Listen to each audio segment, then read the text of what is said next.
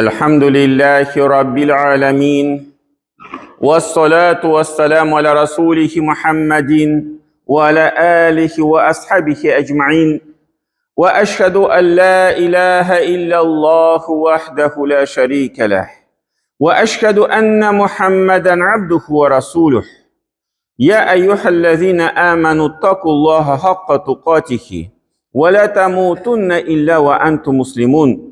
Bütün dünyalarını, bütün alemlerini yoktan var etişi Allah subhanahu ve teala hamd sahibiz bulsun. İki dünyaya rahmet buluş emriş Peygamberimiz sallallahu aleyhi ve sellem'ge gönül tüləbdən şıqqan salavat şəriflərimiz erişsin. Hem bu izgi cümğa günlərində cümğa namazlarına jığan varsa din qardaşlarımızga Allah təala rahmetləri bulsun. Cemaat Allah'ın şunday bir sıfatı var. Allah Teala ol soylab Allah. Soylab aluşu. Hem Allah Teala El-Qasas suresinde 68. ayette ve rabbuka yakhluqu ma yasha. Allah Teala dilegen neseni yoktan bar ite. Ve yaxtar. Hem de soylab kuya. Hem El-İmran suresinde 33. 34. ayette Allah Teala ite İnna Allah astafa Adem'e. Allah Teala de soylab kuydu Adem'ni. Ve Nuhan hem Nuh'nadı. Ve ale İbrahim'e hem İbrahim'ni soylab kuydu. Onun gaylesin. Ve ale İmran'a hem İmran gaylesin soylab kuydu. Alel alemin bütün dünyalar gadi. Bütün dünyalar için. Zurriyeten ba'duha min ba'd. Vallahu samiun alim. Hamalar di birisi artından birisi kildiler. Hem Allah Teala bütün neşeni işitüşü hem bölüşü diyor Allah Teala. Hem bu ayet cemaat nasihat uğrunda bizge sili birinciden Allah Teala ite Adem'ni soylab aldım. Adem'ni nindi sıfatta soylab aldı? Allah Teala'nı yuktan bar etti. Uzu etti ki Allah Teala yuktan bar etti. Adem aldığından bir kim bulmadı. Onları bütün isimlerini, bütün ilimlerini Adem'e iretip koydu. Bütün dünyaya qaraganda mına biz nindi hazır ilimimiz var. Tüzü boyunca, anda rizq pişiru boyunca, anda üsimlikler üstürü boyunca Adem aleyhisselam'da bütün ilimler var idi. Onlar o kişiler arasında o ilimler toralıp vardı. Şu an göre bugünkü günde tabalar şundi mesela timir koydur anda Afrika'da mı koyama ayteler mına bugünkü günde andi sastafını yasab bulmuyor. Bugünkü günde andi teknoloji yok diye ayteler. Niçin? Çünkü Adem aleyhisselam özünün bağlarına o neseni iretip koydu. Onları bağları şu ilim bilen faydalanıp o aybirlerini işlediler. Onları o ilim yuvaldı. Mına biz onu şulay anlatabız. Adem o bütün neseni bileydi. Onları Allah Teala ne işledi? Ferişteler Adem'e secde kıldılar. Allah Teala'nın emri bilen. Onları Allah Teala ne işledi? Allah Teala Adem'ni onun hatını bilen, Hava anabız bilen cennette yaşarttı. Bu indi mine ayrım Adem aleyhisselam'ga bulgan xas sıfatlar. Onları bu ayette Allah Teala ite ikincisini kimni saylab aldık? O Nuh aleyhisselam'dı. Nuh aleyhisselam o tegi bizning ikinci etiyimiz. Birinci Adem, Nuh o ikinci. Çünkü Nuh aleyhisselam kelgeç, onlar kişiler buysunmadılar. Bir neçe kişigine buysundu, bir neçe kişigine yerdi ardından. Hatta indi Nuh aleyhisselam 950 yıl davet kıldı. O vakitte kişiler uzun gümürleriydi. Hem o 950 yıl kişilerini şakırıp durdu, anlatıp durdu. 5 yılda tügünme bizim Peygamberimiz sallallahu aleyhi ve sellem mesela 23 yıl şakırdı kişilerini, 23 yıl. Mine 23 yıl içinde mine kişilerini İslam dinine şakırıp bugünkü günde indi mine 1000 yarım yıl öttü. Biz Müslümanlar bugünkü günde. Nuh aleyhisselam 950 yıl şakırıp durdu, davet kıldı. Onun ardından bir kez kişi yerdi. Şundan sonra Allah Teala Nuh'a nasıl emir etti? Sen tizi bir şunday karabil hem şunda kişilerini oturt. Hem indi Nuh aleyhisselam şunu işlep bütün халыкны, калган кешеләрне Аллаһ Тәала батырды. Bir kim калмады. Шуңа күрә Нух ул айруча бер безгә шул безнең нәселебезнең инде әтисе дип әйтәбез. Аннары Аллаһ Тәала әйтә, без Али Ибрахим сайлап кылдык ди. Ибрахимның гаиләсе. Анда инде Исмаил алейхиссалам керә, Исхак керә, Якуб керә, бөтен менә шул пәйгамбәрләр шунда керә. Шуннан белән бергә инде безнең пәйгамбәрбез дә саллаллаһу алейхи ва саллям шул нәселдән чыккан. Әлу Ибрахим дигән сүзгә, Ибрахимның гаиләсе дигән сүзгә безнең пәйгамбәрбез дә саллаллаһу алейхи ва саллям да ул сүзгә керә. Ул гаиләгә керә. Айруча инде Ибрахим алейхиссалам нинди зур пәйгамбәр булды. Ул теге ничек кешеләргә дәгъват итте. Ничек путларга каршы көрәште. Ничек аны газапладылар. Ничек аны ут уртасына ташладылар. Бер зур ут яндырып кешеләр. Кавмы, халкы. Ничек ул анда исән чыкты шул уттан. Бу бөтенесе шул Аллаһ Тәала сайлап куйган нәрсә. Аннары Аллаһ Тәала әйтә, айрым Әл-Имран гаиләсен, Гимран гаиләсен сайлап куйдык. Гимран гаиләсе ул Ибрахимның гаиләсенең бер өлеше.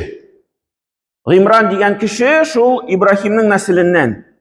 Ул Ибрахим гаиләсенә керә. Ни өчен Аллаһ Тәала Гимран гаиләсен айрым сайлап куйды, айрым безгә искә алды. Шул Иса турында бу җәмәгать, Иса. Аллаһ Тәала бу дөньяга Исаны җибәрде. Иса кешеләргә теге әтисез тулган бала булып килде. Бер мөгъҗиза булып килде. Һәм Аллаһ Тәала әйтә: "Ва из қалатил малаикату я ибнаха Иса алейхиссалам". Из қалатил малаикату я Марьяму. Әгәр дә ди фәрештәләр әйтсәләр: "Эй Марьям, инна Аллаһ астафака". Аллаһ Тәала сине стафаки. Аллаһ Тәала сине сайлап куйды. Ва таххараки, сине чистартып куйды. Ва стафаки аля нисаил аламин. Һәм сине ди бөтен галәмнәрнең хатын-кызларына караганда Аллаһ Тәала сине айруча сайлап куйды, билгеләп куйды. Менә бу Әл-Имранның шул Гимран гаиләсенең, Гимран ул инде Мәрьямның әтисе, шул Мәрьям ул инде Иса алейхиссаламның әнисе. Менә шул Иса турында айруча Аллаһ Тәала искә ала. Чөнки аның турында бик күп кешеләрнең сүзләре йөри.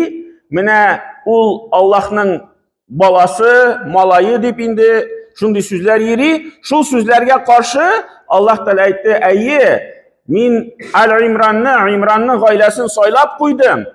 Аны айрым бер дәрәҗәсе бар, ләкин ул Аллаһ Тәаланың малайы түгел. Улы түгел. Алай әйтергә ярамый" дип, шундый мәгънәдә Аллаһ Тәала Әл-Имран сүрәсендә дә менә шул 42-нче аятта Марьям турында безгә сөйли. Һәм инде җәмәгать шуның белән менә иң сайланган кеше бу дөньяда Әл-Мустафа дип инде аның Мустафа дигән сүз сайланган дип әйтелә. Пәйгамбәрбез Мухаммад саллаллаһу алейхи ва саллям. Мухаммадның бер исеме Әл-Мустафа, сайланган. Мухаммад Мустафа. Сайланган кеше. Һәм Аллаһ Тәала әйтә: "Ва ма арсалнака илля рахматан лил аламин". Без сине ди бөтен дөньяларга рәхмәт булып җибәрдек ди Аллаһ Тәала. Пәйгамбәрбезгә. Һәм әгәр дә без бүтән пәйгамбәрләргә карасак, җәмәгать, бүтән пәйгамбәрләр алар җибәрелгән теге рәхмәткә иретер өчен. Кешеләрне йомшаклыкка чакырыр өчен. Асыл теге мәгънәләре, сүзләре шуның турында иде. Аллаһ Тәаләгә ышаныгыз, рәхмәтле булыгыз, Аллаһ Тәаләгә шөкерле булыгыз, кешеләргә йомшак булыгыз дип, менә шундый бер фикер пәйгамбәрләр тараталар иде. Ләкин җәмәгать, пәйгамбәрбез дә саллаллаһу алейхи ва саллям шул фикерне тарата иде, ләкин аның асыл вазифасын дип әйтәләр, анда түгел, аның асыл вазифасы җәмәгать, ул инде үзе үзеннән Аллаһ Тәала ди, син рәхмәт ди. Рәхмәткә иретүче түгел, син үзең рәхмәт дип әйтә. Ничек моны аңларга? Аллаһ Тәала менә бөтен дөньяларга рәхмәт иттереп җибәрелде пәйгамбәрбезне. Моның җавабы җәмәгать шулай Коръәндә бар. Бер вакыт пәйгамбәрбез саллаллаһу алейхи ва саллям янына килделәр. Кешеләр, шул Мәккәнең мөшрикләре һәм инде әйттеләр. Менә бүтән пәйгамбәрләргә әйткән кебек, менә син куркытасың, кыямәт көне килә дип, Менә шулай газап килә дип сине тыңламасак, әйдәле менә безгә газап төшсен әле. Үзләре мөшрикләр теге пәйгамбәребездән килер өчен менә бүтән пәйгамбәрләргә килгән кебек алар да килделәр. Син безгә әйдә төшер газапны. Менә куркытып торасың һаман. Безгә газап төшсен. Һәм бүтән пәйгамбәрләргә бүтән халыклар шулай килгәч, Коръәндә аның турында язылган, газап төшә иде. Шул ук мизгелдәме берничә сәгатьтән соң анда кайндыр болытлар килеп, җә бер тавыш килеп, җә җир тетрәп, бөтен шул халык юкка чыга иде. Шундый сүзләрдән соң әйдәле менә безгә бер газап төшсен әле. Ләкин Аллаһ Тәала шул сүзләрдән соң Әл-Әнфәл сүрәсендә 33-нче аятта әйтте: "Ва ма кана Аллаһу лиюгазибакум ва анта фихим." Аллаһ Тәала ди, ул кешеләргә үзенең газабын төшермәячәк ди. Төшермәячәк. Ва анта фихим, ни өчен? Чөнки син аларның арасында ди. Мин аларга газап төшермим ди. Чөнки мин сине җибәрдем. Син аларның арасына килдең, аларга инде газап төшмәячәк. Бөтен газап Аллаһ Тәала менә пәйгамбәрбез саллаллаһу алейхи ва салламнан соң калдырды кыямәт көненә. Менә пәйгамбәргә хәтле газаплар төшә иде, бөтен халык иттереп юкка чыга иде җир йөзеннән. Ләкин пәйгамбәрбез саллаллаһу алейхи ва саллям килгәннән соң Аллаһ Тәала әйтте: "Мин сине рәхмәт иттереп бу дөньяга җибәрдем." Синнән соң менә булай бөтен халыкны юкка чыгарып, бөтен теге кешеләрне бетерә торган газап, андый газаплар төшмәячәк кешеләргә. Ва анта фихим. Ва ма кана Аллаһу муаззибахум ва хум ястагфирун. Һәм ди Аллаһ Тәала аларга газап төшмәячәк, бәлки ди алар ва хум ястагфирун, бәлки алар гафу итүчеләрдән, теге гафу сораучылардан булырлар ди. Гафу итүне сораучылардан булырлар ди. Бәлки аларның шундый нәтиҗә булачак дип, һәм дөрестән дә без аннары беләбез, шул пәйгамбәрбез саллаллаһу алейхи ва саллям вакытында ук Мәккә кешеләре, менә шул килеп әйткән кешеләр безгә газап төшсен әле, анда Таиф кешеләре бөтенсе инде мусульманнар булдылар. Аллаһ Тәала таныдылар. Һәм Аллаһ Тәала аның турында әйтә: "Алар ди мин аларга газап төшермим, алар ди бәлки гафу сораучылар булырлар ди шундый кешеләр." Һәм үзе дә пәйгамбәрбез саллаллаһу алейхи ва саллям әйтеп тора иде: "Я юханнас, эй кешеләр ди, иннама ана рахматун мухтадун." Мин ди үзем рахмат булып, һәм мин ди мухтад, һәм мин туры юлга күндерүче, туры юлны күрсәтүче. Менә минем ике сыйфатым бар ди. Беренче рахмат сыйфаты, беренче туры юлны, икенче туры юлны күрсәтүче ди. Менә ике сыйфат. Һәм шул сүзне караганда инде галимнәр әйтәләр, менә ди муъмин кешеләргә караганда ул инде шул рахмат һәм мухтад, туры юл күрсәтүче һәм рахмат муъмин кешеләр өчен. Һәм аның икенче сыйфаты, менә шул рахмат сыйфаты, ул ди кафирләргә төшә. Кафирләргә Аллаһ Тәала газапны төшерми, инде соңгы вакытка калдырып, аннары кыямәт көндә генә аннары шул кафирләр үзләренең теге хаталарын аңларлар. Бу дөньяда әле теге белмичә, сизмичә торалар.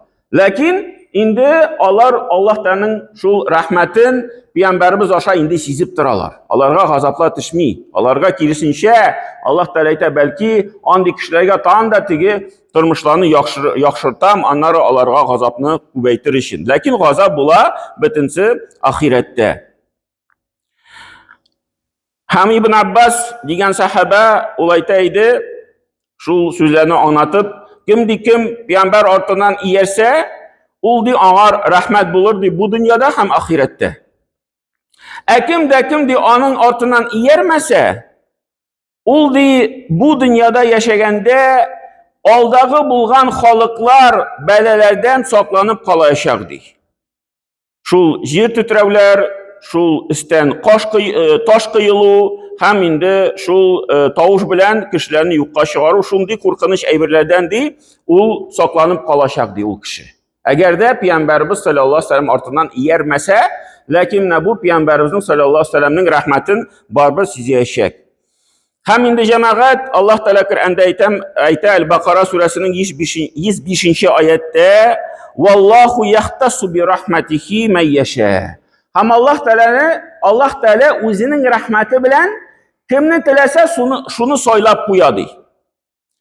Vallahu zul fazil azim. Hem Allah Teala dedi, şu nimetleri, faziletleri bir zordi. Çiksiz Allah Teala'nın nimetleri. Hem indi mine cemaat Allah Teala ol peygamberlerinin misalını ko'rsatib, bizga endi mana shu peygamberlarni misal ettirib oling'iz o'zingizga deb ayta. Ikkinchidan endi jamoat mana biz shunday turmushda yashaymiz ekan, Alloh taolani tanıymiz ekan, Qur'onni tanıymiz ekan, demak Alloh taolo bizni de soylab qo'ydi jamoat.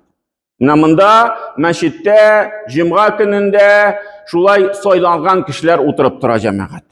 Allah Teala bütün kishilarga mumkinchiliklar beradi.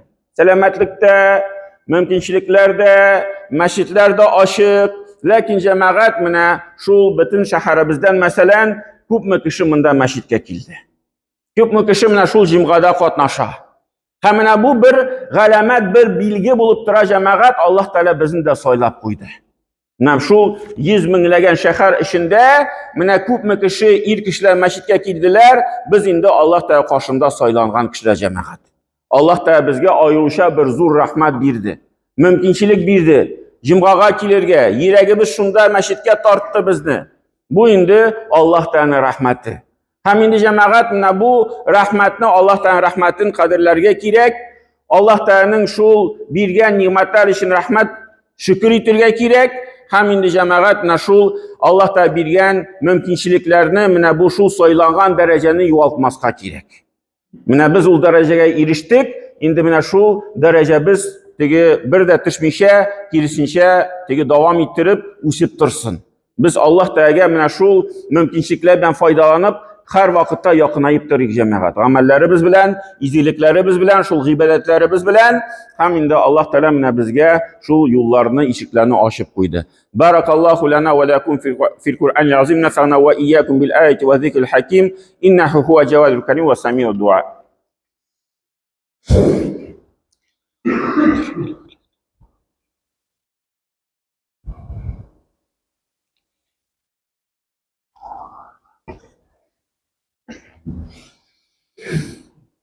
Alhamdulillahi Rabbil alamin. Wassalatu wassalamu ala rasulih Muhammadin wa ala alihi wa ashabihi ajma'in.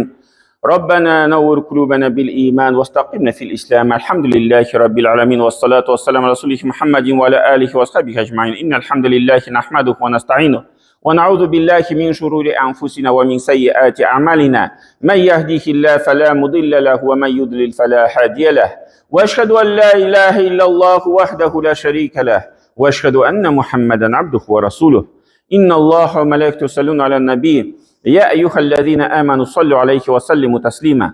اللهم صل على محمد وعلى آل محمد كما صليت على إبراهيم وعلى آل إبراهيم إنك حميد مجيد. اللهم بارك على محمد وعلى آل محمد كما باركت على إبراهيم وعلى آل إبراهيم إنك حميد مجيد. ربنا لا تؤاخذنا إن نسينا وأخطأنا. ربنا ولا تحمل علينا إسرا كما حملته على الذين من قبلنا. ربنا ولا تحملنا ما لا طاقة لنا به. واعف عنا واغفر لنا وارحمنا أنت مولانا فانصرنا للقوم الكافرين. وأقول قول هذا واستغفر الله لي ولكم ولسائر المسلمين وأقيم الصلاة. الله أكبر الله أكبر الله أكبر الله أكبر. أشهد أن لا إله إلا الله أشهد أن لا إله إلا الله أشهد